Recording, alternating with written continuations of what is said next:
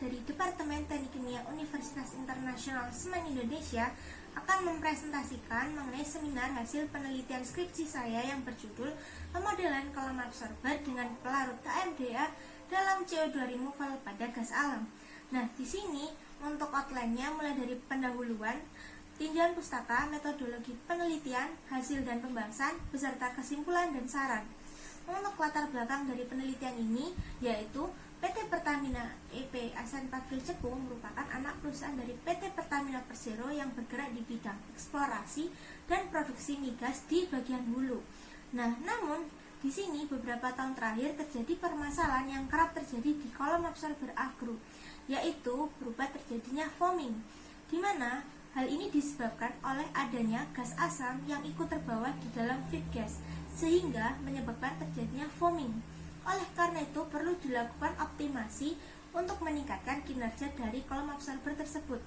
Berikut adalah rumusan masalah dari penelitian ini beserta tujuannya.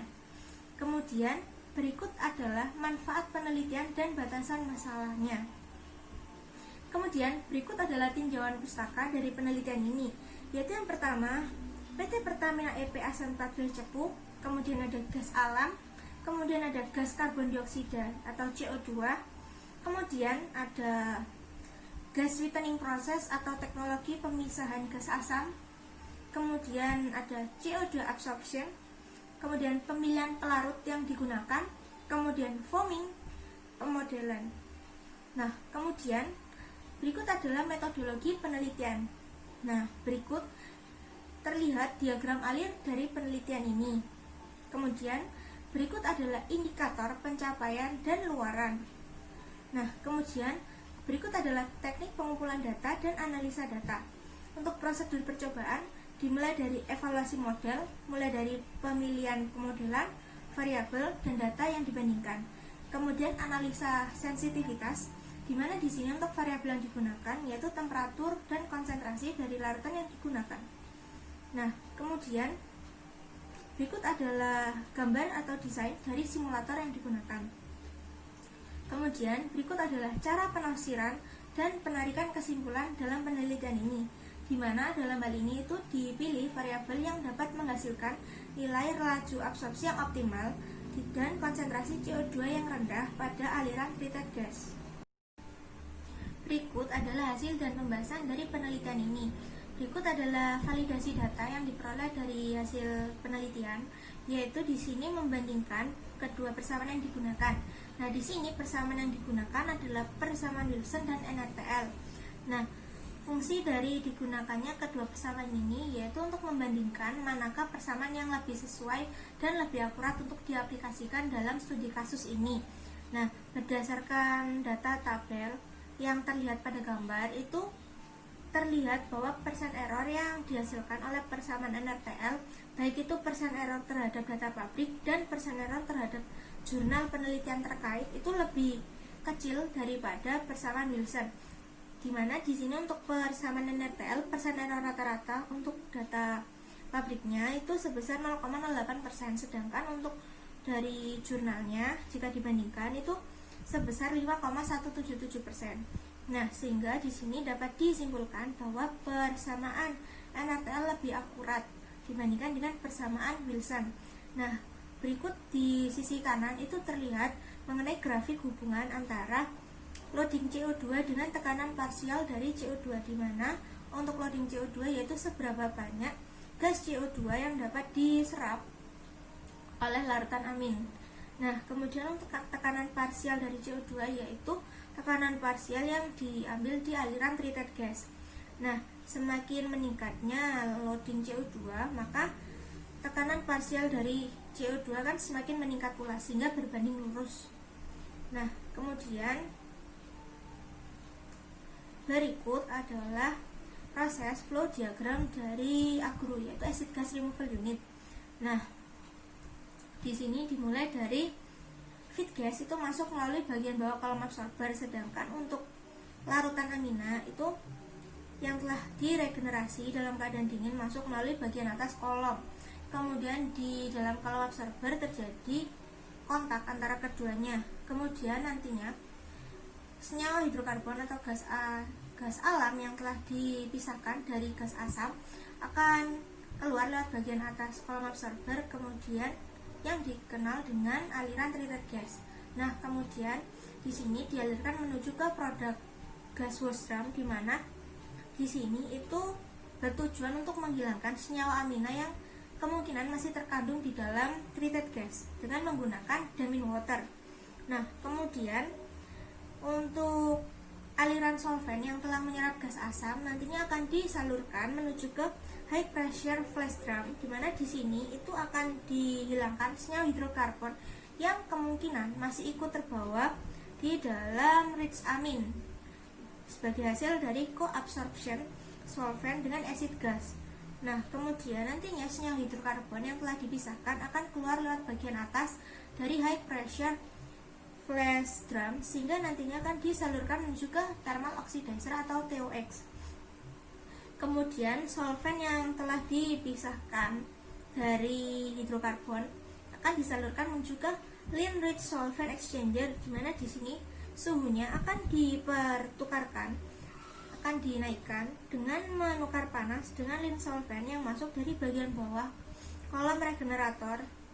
Nah, kemudian di sini untuk rich solvent akan diregenerasi secara thermal dengan menggunakan bantuan dari steam. Jadi di sini regenerasinya dengan metode stripping dengan menggunakan steam yang dibentuk di regenerator reboiler untuk steamnya. Nah, untuk regenerator reboiler sendiri dia menggunakan pemanas hot oil. Nah, kemudian gas asam dari kolom regenerator yang telah dipisahkan akan dikondensasi secara parsial di overhead regenerator kondenser dan disalurkan menuju ke overhead akumulator reflux drum. Nah, kemudian di sini akan disalurkan kembali untuk kondensat yang terbentuk menuju ke kolom regenerator dan disalurkan menuju ke unit selanjutnya, yaitu BSRU. Untuk clean solvent sendiri nantinya akan disalurkan menuju ke lean rich solvent exchanger untuk diturunkan suhunya dengan menggunakan cooler juga. Nah, kemudian nantinya akan disaring di solvent pre-filter, solvent carbon filter, dan solvent after filter. Kemudian nantinya akan disalurkan menuju ke kolom absorber kembali. Nah, kemudian berikut adalah hasil penelitian untuk variabel temperatur.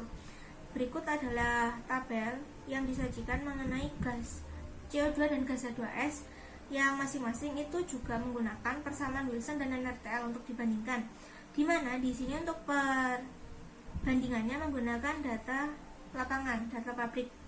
Nah, berdasarkan dari persen errornya terlihat bahwa persamaan NRTL itu lebih akurat dibandingkan dengan persamaan Wilson, di mana untuk persen error untuk gas CO2 dengan persamaan NRTL itu sebesar 9,434% untuk rata-ratanya, dan untuk H2S itu sebesar 9,434%.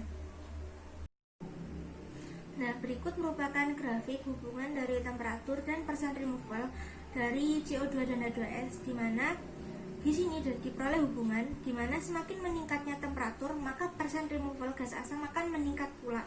Namun suhu yang terlalu tinggi akan mempengaruhi tingkat kelarutan gas di dalam cairan sehingga perlu dicari titik optimum. Nah, di sini jika suhunya terlalu tinggi maka kelarutan gas akan semakin menurun sehingga perlu dicari titik optimumnya. Nah, kemudian berikut adalah perbandingan dari persamaan Wilson dan NRTL, di mana terlihat dan dapat ditarik suatu hubungan di mana pada persamaan NRTL persen removal gas H2S lebih tinggi daripada gas CO2 dikarenakan reaksi yang terjadi antara H2S dan MDA itu bersifat spontan sehingga tidak membutuhkan adanya promotor, sedangkan untuk reaksi antara CO2 dan MDA bersifat lebih lambat sehingga memerlukan adanya promotor untuk mempercepat reaksi yang terjadi. Nah, di sini untuk yang persamaan NRTL itu sesuai dengan teori, di mana persen removal gas H2S lebih tinggi daripada gas CO2, sedangkan untuk persamaan Wilson itu tidak sesuai, sehingga dapat disimpulkan bahwa persamaan NRTL lebih akurat.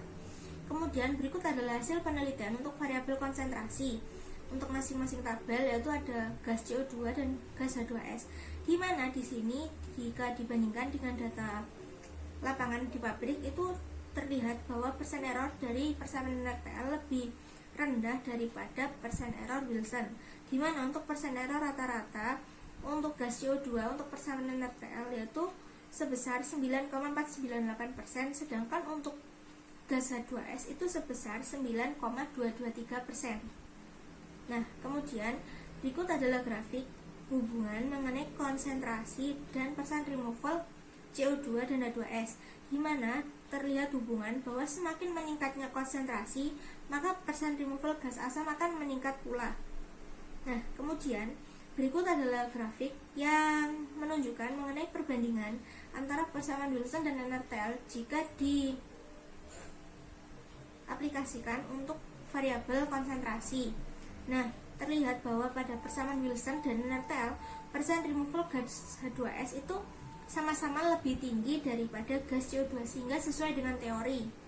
Kemudian berikut adalah kesimpulan dan saran yang dapat saya berikan untuk penelitian ini dan penelitian selanjutnya. Untuk kesimpulannya, proses CO2 removal dengan metode absorpsi pada kolom absorber agrut di PT Pertamina EPA 14 Fil Cepu menggunakan tipe kolom pack bed dalam bentuk kolom dan juga tipe packingnya resik supering nomor 2 dengan bahan dasar materialnya berupa logam. Kemudian kondisi yang disarankan untuk digunakan agar proses absorpsi dapat berjalan secara optimal adalah temperatur larutan yang digunakan adalah 40 derajat Celcius dengan konsentrasi larutan yang digunakan yaitu 45% berat untuk larutan MDA, 50% berat air, dan 5% aktivator berupa aktifrazin atau PZ. Dan untuk sarannya yang dapat saya berikan untuk penelitian selanjutnya yaitu untuk simulator yang digunakan disarankan tidak hanya unit absorber saja, melainkan bisa ditambah dengan unit stripper agar evaluasi dapat dilakukan secara total dan menyeluruh sehingga hasil yang diperoleh lebih valid. Kemudian melakukan perbandingan pendekatan dengan menggunakan persamaan Uniquark atau dengan persamaan lain yang mempertimbangkan interaksi antar molekul. Sekian dari presentasi saya, mohon maaf apabila ada salah kata. Terima kasih atas perhatiannya. Wassalamualaikum warahmatullahi wabarakatuh.